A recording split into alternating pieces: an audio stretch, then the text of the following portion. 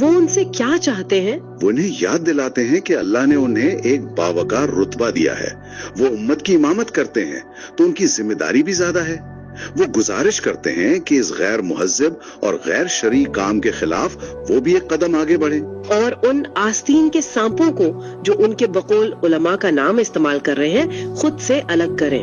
جی، وہ صرف مذمت نہیں بلکہ ایک واضح اور عملی اقدام کا مطالبہ کر رہے ہیں۔ یہ ایک بہت بھاری ذمہ داری ہے جو وہ علماء کے کندھوں پر ڈال رہے ہیں، اور خط کے لہجے سے لگتا ہے کہ وہ صرف درخواست نہیں کر رہے، بہت جذباتی اور سخت ہو جاتا ہے۔ اچھا، جی، وہ علماء کو خبردار کرتے ہیں کہ اگر آج آپ خاموش رہے اور حق کا ساتھ نہیں دیا تو روز قیامت آپ بھی انہی شرپسندوں کی صف میں کھڑے ہوں گے، اور میں خود یعنی مصنف رسول خدا صلی اللہ علیہ وسلم کے دربار میں آپ سب کی شکایت کروں گا۔ یہ بہت سنگین بات ہے۔ بہت سنگین۔ وہ کہہ رہے ہیں کہ یہ معاملہ صرف دنیا کا نہیں بلکہ آپ کی آخرت کا بھی ہے۔ اور پھر وہ ایک ایسا جملہ لکھتے ہیں جو اس پورے خط کا درد نچوڑ کر رکھ دیتا ہے۔ وہ کون سا جملہ ہے؟ وہ لکھتے ہیں، ہم ان پشتونوں کے پاس ہجرت کر کے حضور نبی مکرم صلی اللہ علیہ وسلم کے وعدہ غزوہ ہند کے لشکر میں شامل ہونے کے لیے آئے تھے، اور انہوں نے ہمیں اسلام کی خدمت سے روکنے لیے کفر کے فتووں میں الجھا دیا۔ غزوۃ الہند یہ ایک بہت خاص اصطلاح ہے، جو لوگ اس سے واقف نہیں ان کے لیے آپ اس کا مطلب واضح کر سکتی ہیں؟ جی بالکل۔ غزوۃ الہند اسلامی روایات میں ایک خاص پیشن گوئی کا حوالہ ہے جس کا تعلق بر صغیر میں اسلام کے لیے ایک عظیم جدوجہد سے ہے۔ یہ ایک بہت بڑا اور مقدس مقصد سمجھا جاتا ہے۔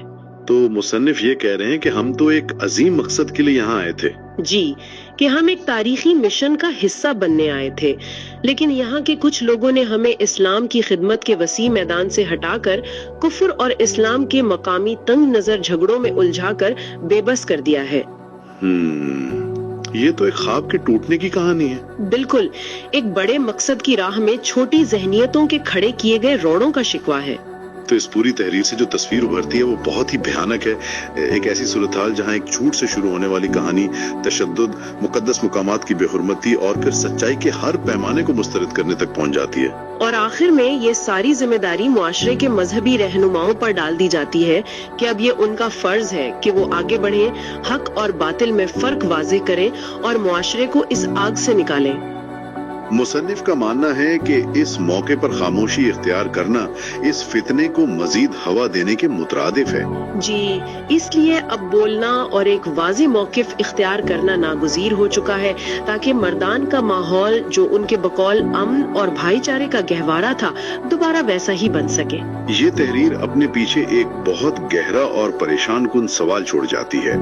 جب کسی معاشرے میں افواہیں اتنی طاقتور ہو جائیں کہ قرآن پر اٹھائی گئی قسم بھی بے اثر ہو جائے اور لوگ سچ سننے سے ہی انکار کر دیں، تو وہاں امن اور انصاف کی بہارے کی ذمہ داری آخر کس کی ہے اور اسے نبھایا کیسے جا سکتا ہے؟